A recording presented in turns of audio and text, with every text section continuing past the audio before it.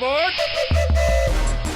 Outdoor service owners, rise and shine. It's time to start fueling your success, one adventure at a time. Welcome to Outdoorsy Entrepreneur, brought to you by Big Tuna Websites, where business owners learn and explore ways to take charge and level up. Today, we're talking about steps to consider for starting your own lawn care business and how to get customers. We are your hosts. I'm Kevin Fontaine, and this is mi amigo Patrick Harders. Join us on this journeys every Wednesday. Like, comment, and subscribe on our YouTube channel, and listen to wherever you get your podcasts. And follow us on our social media platforms at Outdoorsy Boss. What's been going on, Pat? Hey, Kevin, you're looking good. Yeah, I was like, what looks different about you? No headphones. No headphones. I got the hell yeah shirt on. I'm primed. You're ready to go. Things going good here. So we're getting ready. Kids back in school. And I don't know what it is. There's always that lull in August where it's like when everybody's schedule shifts and all of a sudden you get back on the roads and you're like, where the hell did all this traffic come from the school buses stopping every morning? Yeah. So it's cranking up, man. Yeah, it's about 3 weeks of like till everybody about September 15th, I always say for my business, where it just takes off once people get back to, their traditional schedules. So, but things going good. How are things going there in Raleigh? Raleigh, NC, very good. I've got a few landscaping clients that I met with back in the spring for some big design build projects. They finally said, all right, yeah, I'm ready to go now. And so it's a big clamoring to get all these people into our fall schedule. Yeah. Because that's prime time for planting and sod work. And so I got some big ticket jobs, man, I got coming up that I got to hammer them down, get that price requoted since it was done in the spring, check my pricing, and nail them down, man, and pour that concrete, baby. Get going. How'd your trees do this summer? Did your spring trees, they make it through this little drought we had? We had a few go down. The customers would send me pictures all summer saying, hey, I got my dianthus is going down and all kinds of shit. They're all worried about it. But did you water them? No. Yeah, I'm looking forward to building up my fall revenue. And that's nothing, Pat. We're talking about lawn care, growing your own business. You can branch out to landscape installations, masonry, plantings, lighting, etc., and just your ability to drive a lot more revenue from that ongoing recurring mowing is huge as you grow. Yeah. And the good thing about plantings and hardscaping is you can do this in the fall and even into the winter when things are really slow for mowing. Yeah. And it's just a great driver for revenue. Yep. Just have to learn trees because, it's so funny when I talk to young guys just getting into it and they're like, we're going to put a big tree here and another big tree. You're like, come on, you got to at least learn the names. But, and another thing too, as business owners, as you grow, you may be just starting out or early stages. There's a thing in financial preparedness of owning a business that your costs are hot and heavy January 1st. January 1st, everything renews, your insurances, your truck payments, your fuel starts piping up in spring. You're putting in a lot of cost and labor and fuel in spring. So you have fixed costs throughout the year. Well, come the tail end of the year, fall, your ability to add future projects and add-ons really helps the bottom line of that financial annual picture so you'll go into positive cash flow. You paid off all your fixed basic essential expenses. So the ability come September, October for you to lower your per hour rate is a lot greater.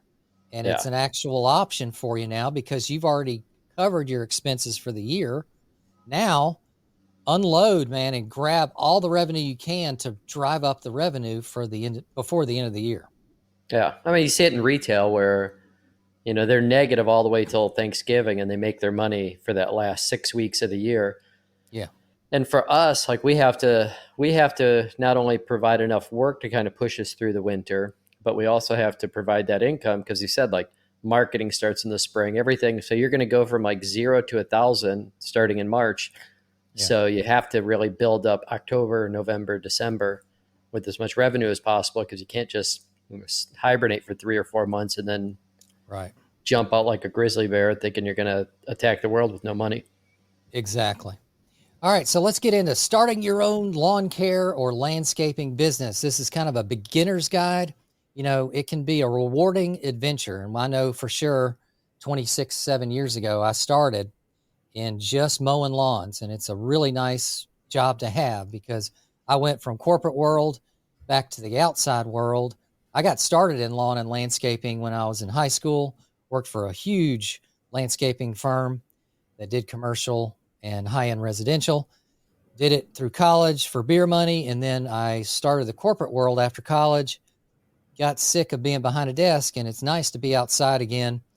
It's a lot more informal. You're more comfortable. You can wear just nice loose fit clothing and all that good stuff, and put on headphones and enjoy your day at your own pace.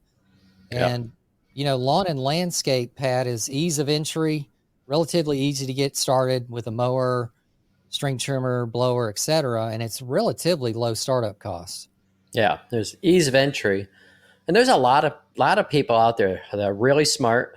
They can figure out just about anything, but school is just something that's not set up for them. It's not conducive to like how they learn, what they Right. like to do. So, something like this is, what a good friend of mine said, like how to make money under the radar. And, it's funny because you'll have people follow the blueprint, what you're supposed to do, like go to college, go to work for IBM, get a Right. job, do that. And 10 years later, 15 years later, the landscaper is making twice as much money Yeah. and, Can. didn't follow what society says to do. But, you need to be able to, just have that work ethic, but then understand how to run a business. One of the most common questions I see on the Facebook groups, like Growing a Lawn Care Business 101, there's Launchpreneurs Facebook group that you guys should check out. But how do I get customers? How do I get more customers? That's like one of the biggest questions I see on there. So let's go through some of the ways to attract customers. Okay. First is networking. You got building relationships with other local businesses or service providers that you're friends with or that you admire. Homeowners associations. You may Mm-hmm. know a member of a HOA that you can ask, hey, if you can get us in there, we'd love to bid on some things that you're doing. And then real estate agents, Pat. When I was getting started, I was just pushing a lawnmower by myself, and a great way for me to add a new property one week to the next was homes for sale. And Yeah. so I looked at the real estate sign as I was passing through the neighborhood and called the realtor and said, hey, this house that I see in Preston or another house that you may have listed, I'd love to mow these for you until they get sold. Yeah. And I think it's something you have to build into your business plan. Like, everybody wants their grass cut on Friday. It's Mm-hmm. just like the way it is. So you're loaded up on Friday, but you Yeah. might look on Monday and say, "Hey, Monday is going to be my day that I get up early. I go knock on some doors. Mm-hmm. I'll go to whatever group I can meet with, HOA, something like that." Because ideally, you don't want to be spread out. If you're just doing a marketing plan and you get one job in one area, another job an hour away, like that kills you. You want to have, ideally, you don't get off the mower. You just drive from one house to the next. So try and Right. group customers together, bid customer jobs together. Say like, hey, if we get these 5 jobs, you're going to get a better Right. price. There you go. Yeah. So take the time to plan out your week as you're mowing, having a list of 5, 10, 20 clients. And as you want to build those clientele, like Pat says, put a time frame in where that's the only day that you're running on estimates, you're meeting people, you're passing out flyers, etc. So you're not running around ragged throughout the week. So plan that out Yep. week by week, having a dedicated day for marketing or estimating, etc. And when you're with that customer, I think if you don't ask for it, you're never going to get it. And just saying like, hey, if you're interested in getting the best pricing, I'm going to be able to give you a better price if we get like a couple of your neighbors together. Is Yeah. that something you'd want to work on? And Yeah. like a lot of times we just don't have the courage to ask that simple question. But for them, if I get my lawn down from 180 down to 150 a cut or whatever it's going to be, Yeah. and I could get 3 or 4 of my neighbors all to get in on it, do it. Yeah. Yep. And have the ability to have a 2-ply form or estimating software on your phone so you can give them the price right then and there and they can sign off right then and there. Yeah. I think the biggest problem is a lot of these people, the kids, the newbies out there, they're just texting the price to them Hmm. on a message, and there's no backing up clauses or descriptions or things to protect them down the road. Hey, we'll mow your yard for $25 a week or every other week.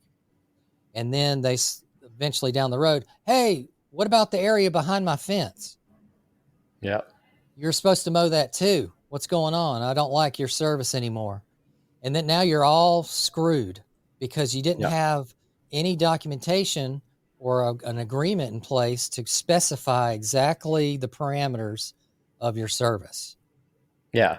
Now, in lighting, it's huge to be able to walk somebody through that proposal. And I always say, like, for us, we shock them on price. It's just like they're thinking it's going to be 3,000 and it's 12,000. So we're totally out of the ballpark in some cases. So I think that's so important to be able to sit down and walk them through why it is, ask the question, and then ask for the order and shut up. They need to think about that price. So that way, if you do have to go back or, whatever's going to happen there, that you've had that conversation, began that going. But, you're in sales at this point. Like, in order to run a business like this, you've got to understand like what you're doing, be good at what you're doing. And then you got to sell your project. So, Yeah. So, guys, have a 2-ply or some kind of takeaway form that you can say, okay, this is for mowing the back lawn, the front yard, edging every 2 weeks.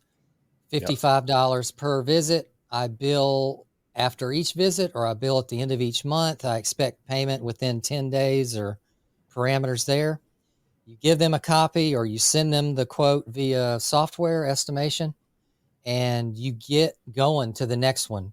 Because when Yep. you're beginning lawn care, it's all about time saved and you're so busy mowing every day, sometimes 10, 20 lawns a day by yourself that Yep. you're not going to have much time to keep going back and forth with somebody, stopping the mower, turning it off to answer a message. So have the dedicated time to plan ahead of that service visit. Dress nice as you can. Don't be all muddy and dirty.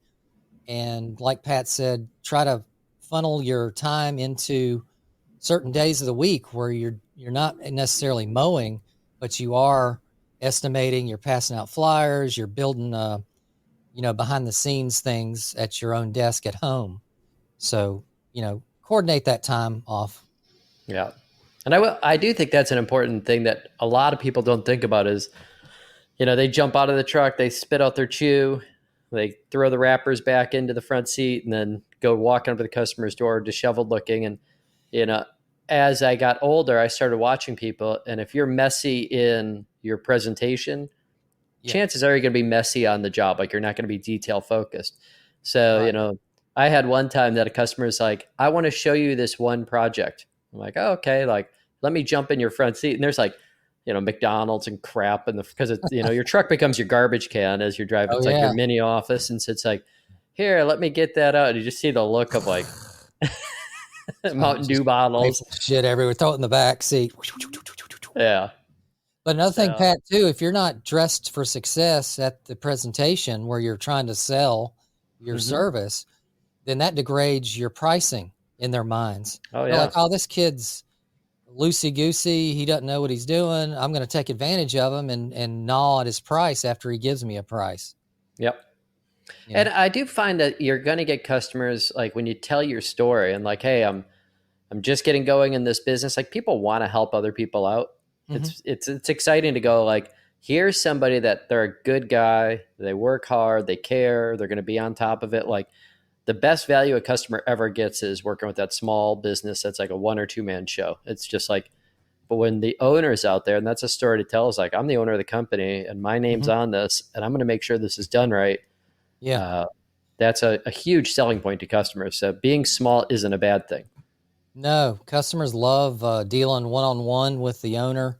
Mm-hmm. They expect and assume that the quality is going to be higher as well as the communication because like a big corporation that they may have hired before, there may be a lot more, it may be more difficult for them to get an answer right away. And so there is a big market for the owner operator chucking a Yeah. truck out there. Yep. All right.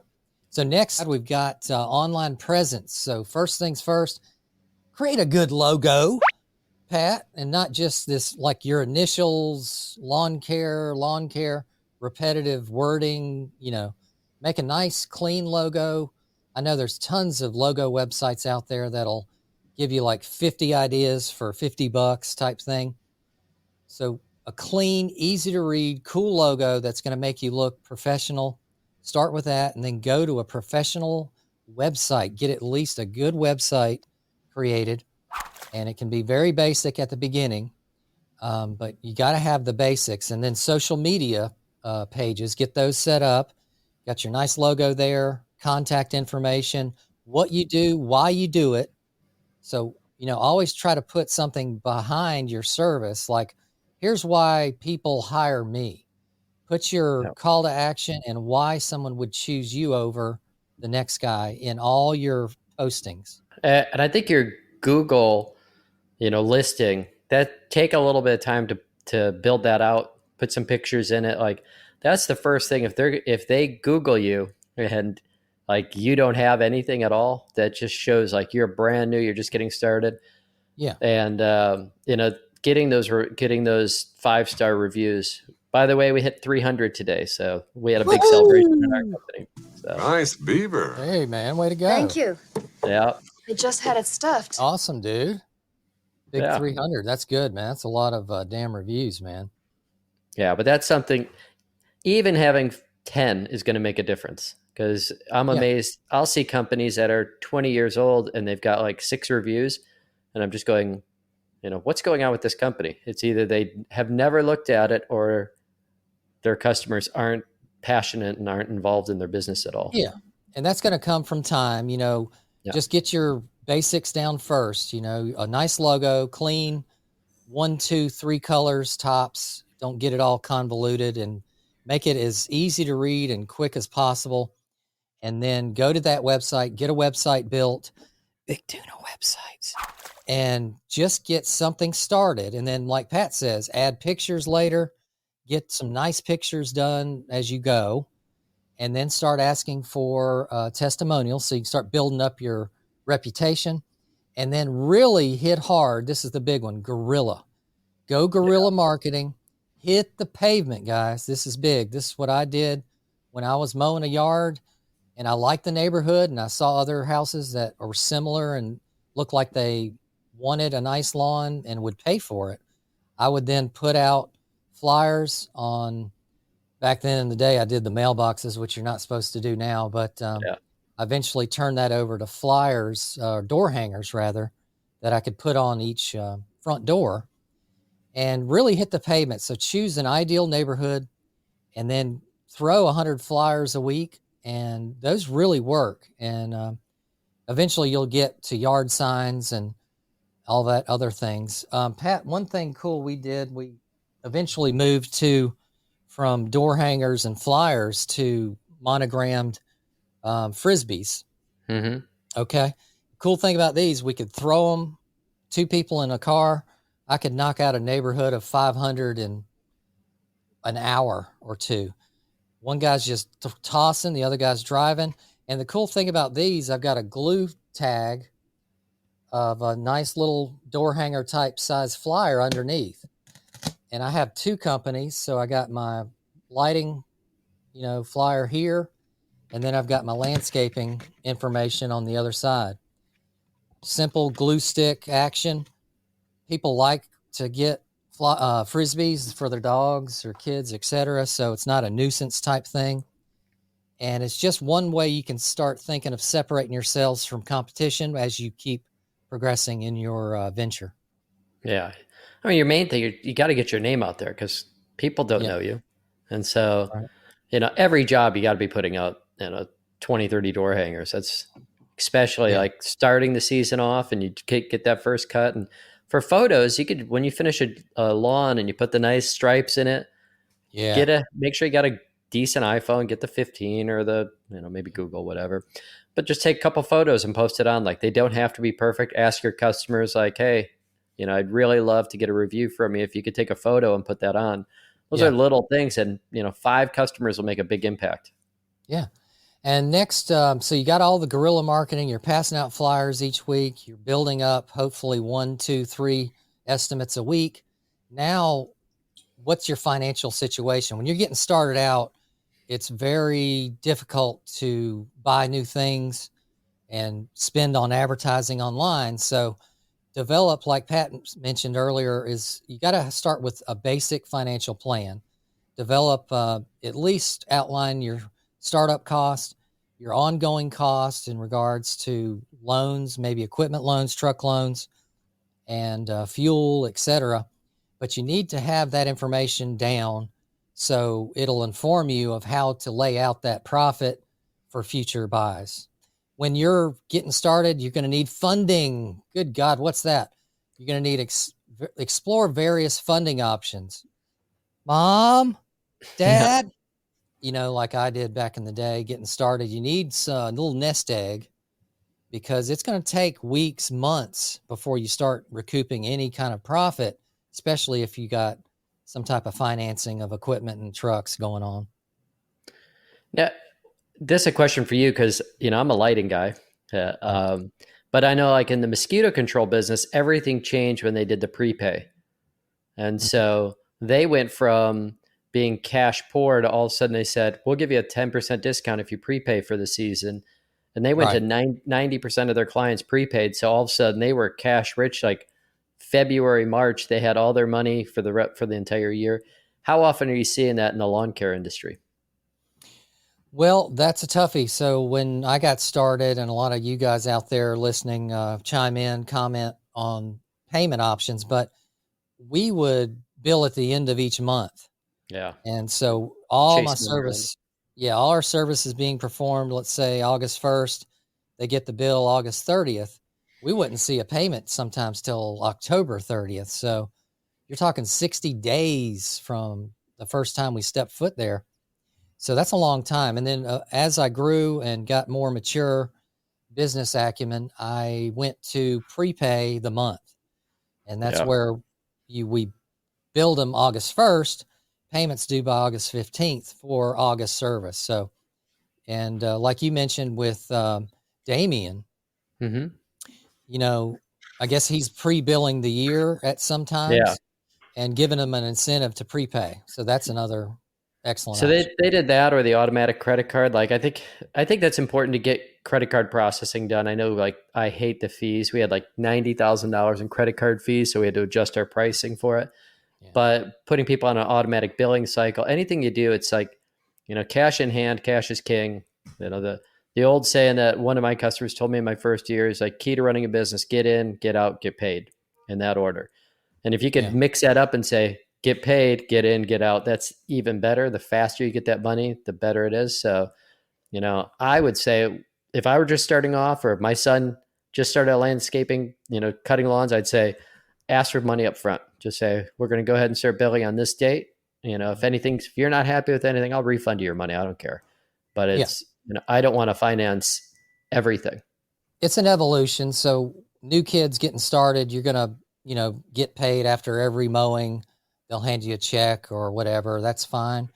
Eventually, you're going to want to get into that mindset of true business ownership means I'm going to pre-plan my expenses, my costs, and I need the money before 60 days. I need it a Yeah. lot sooner than that. So set up, ACH payments, credit card processing, easier ways to get paid. You'll start getting into QuickBooks systems, Stripe, financial software where it'll take payments via bank drafts and credit cards and all that stuff. And like Pat mentioned, fees are a bitch, but just put that 3.5% into your mow charge or landscape maintenance charge, and just expect 80% of all your customers are going to pay with a credit card. Yeah. They're getting their points. Yep.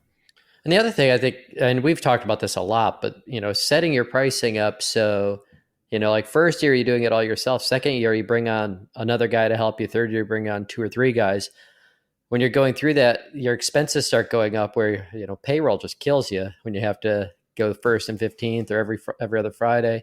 Yeah. So it's like at the beginning, I would encourage you, like, look at what you're charging people and put in there, like, if I were paying somebody, I would need to charge you a little bit more. So you're not going back to customers like the next year and go, hey, we've had a 15% increase because my expenses went up. And then Yeah, all of a sudden you start losing customers. exactly. And I was in that mode of, just sticking to one price, never change my prices because I was scared to lose my customers. So year after year, as I got employees added, I then went to contracts, agreements, so written agreements where it spells out, hey, next year, annual fiscal year, whatever you're doing, I'm going to increase 3 to 5%. It spelled it out that they need to expect an increase each year. So I gave them a heads up, and it's easier to sell and get renewed if they already know about it. Yeah. And not get hit with that surprise. And I don't care what business you're in, whenever you start off, I think you get the most freaks.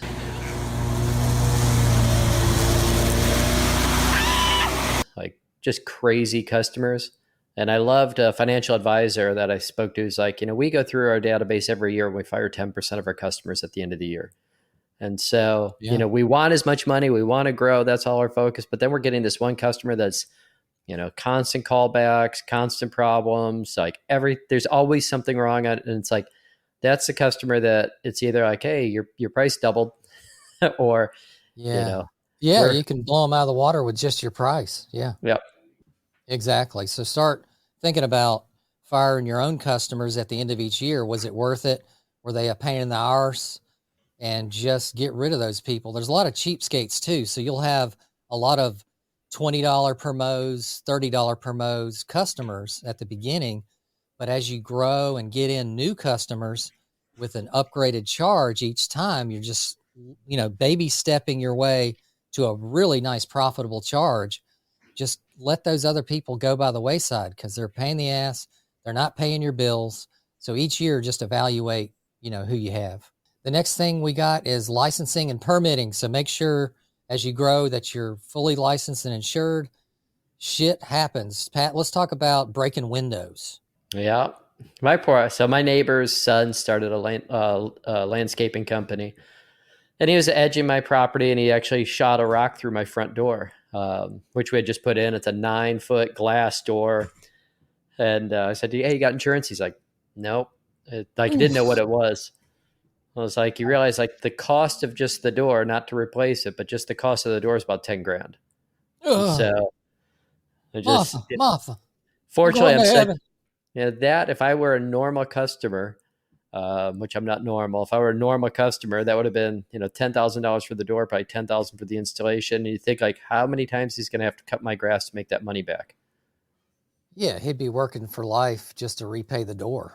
I mean, but that insurance is key. Licensing is key. I was like in lighting for about 5 years. I came out of a franchise system and they told me you don't need a contractor's license. And then I met with an official from the county and he's like, well, you write contracts? I'm like, yep. He's like, then you need a contractor's license. I'm like, so that was like a 4-hour test and, class to study for. And I didn't even know that existed. I was just, dumb and young and dumb and running through it. But, you need to find out what your state requires and, what your regulations are, because you can get in trouble, especially if you get into pesticides, then you're done. That's right. So spraying the Roundup, you got to have a license to do that. So get all the insurance and licensing under your belt, and then that's going to permeate into your pricing because you're adding your time, your value, and your expertise just keeps climbing. Remember, baby steps. So that's when next year you're going to add a $5 per hour charge type thing. Yeah. And then finally, Pat, we've got truck and equipment purchases. I know when I first started, I borrowed my dad's old S10 Chevy. It was black, little nice truck, 4x4. Did the job. I pulled a trailer with it, and that got the job done. But eventually I got my first truck, which I had to finance, and then I got a nicer trailer, a tandem axle that could hold more equipment. So you're going to need each year assess the needs that you have. Can I get by with what I have, or do I need to purchase some new equipment? Yeah. And then getting those trucks lettered or logoed. Mm-hmm. I'm always big on keeping that simple, Mm-hmm. but it's something that you do, and then you have to redo it. Like, you ever notice, like, right when you get the trucks all lettered up, you get phone calls, and then about 2, 3 years later, as the decals start, wearing thin Wearing and down. falling off, you never get those phone calls anymore. But I see a lot of times where you get the magnet, you throw it on the side of the truck, and I was like, just invest the Yeah, $1,000 or whatever, get it logoed up, just the man. doors, whatever. Yeah, magnets are a nightmare. I did a lot of magnets, and I didn't know. Well, yeah, they fly off for one, but over a few months, have you looked behind a magnet after it's Oh been on yeah, there for months? There's yep, all kinds of dirt and rust starting to build up underneath them because I guess it agitates and starts hitting your paint job and all yep, that shit. So, yeah, go to a nice, and that's the thing, branding and developing a killer logo, a tagline that helps set you apart and gives people that why behind your hmm, service. It can go exponentially from zero to thousands of dollars per truck, especially when you're yeah, going into fully enclosed trailers, fully enclosed NPR trucks. yep, It is huge expense eventually if that's the route you're taking. But like Pat said, keep it simple. Name, logo, contact info, phone number, whatever you want to put there. Get started there, and shirts budget. and hats. Shirts come Yeah, next. PPE. Operating safely. Get your cones, safety cones out there. People like to see that you're operating safely, that you're a stewardess of that. So, safety vest if you're in a high impact area like a side of a HOA where lots of traffic come in hot and heavy. And plus, you don't want to get killed. There's a lot of oh, yeah, close calls, Pat. We were at an HOA called Water for Green and Cary. My guys were at the long main road, and there's a island splitting the difference, and they were on the exit lane, and they coned off, truck and trailer. A damn car came running and gunning and yeah. just flew up into the truck and trailer and Holy just crap! nailed the hell out of it. On their So, phone, watching some videos, and yeah, who knows? Luckily, our trailers are built like tanks, so it only got a minor bend in it and just annihilated the other car. But we were protected when the police came because we had cones out and yeah. we did what we could to protect others and ourselves from an accident. So if you don't have that protection in place, shit happens and you could be liable. So safety always first. So what about safety cans? Safety cans are a big upgrade that you're going to want to get into. Screw the Lowe's plastic to go Yeah, cans get in and big trouble for that.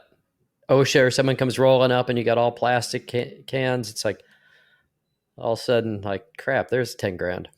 yeah, they get poked. The UV rays degrade the plastic. I certainly started out with plastic at the Yeah, beginning, but I went to the series 2 and 3 schedule safety cans, and they're expensive. They're 80, $100 a pop.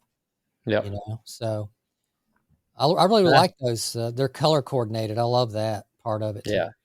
I talked to a small engines guy, and he said that's what he just said. That's my number one thing that I think breaks down small engines faster than anything is the plastic liners, getting into the gas, getting into the engines. Mhm. And we've all done it. I've had plastic cans and everything, and they're old and cracking on top. And if they're cracking on top, the inside is just shot. No doubt. So, starting a lawn care business, guys, it requires careful planning and Yeah. preparation. By following these steps, you can increase your chances of success and build a thriving enterprise. We're all gunning for that. Remember to focus on providing excellent customer service, maintaining high quality standards, operating safely, and staying up to date with your insurance, your licensing, and any industry trends. Yeah. Yeah. Keep working on it. I mean, I see so many things that I mean, not being in the lawn industry, but the striping and doing some cool things to kind of make your lawns look great. And, if you're not putting out fertilizer, partnering with someone that does, so you Mhm. could refer business, all those little things that you really make those properties look awesome. I always say, and then just treat it like it's your own property. Like, what would you, if you're going over the top to really provide that service, do that for your customers, and you have a little bit more time. So, start setting that standard for your company. Hell yeah. Well, that wraps up this episode, guys. Let us know what you're doing in your lawn and landscape business to level up your game, your professionalism, and to grow your business and get more customers. Big thanks to all our subscribers out there and people that are commenting and trying to level up our outdoor profession game. Business tools we use and highly recommend: Big Tuna websites, House Call Pro field service software, and ZevBit estimation software. We got links down in the description below to help save you money when you're getting started. Big thanks to everybody for watching and listening, and we can't wait to see you guys in the next episode on Wednesday. Pat, what do you think? I'm excited. Can't wait till next week. Hell yeah. All right, we'll see you guys. Have a good one. All aboard!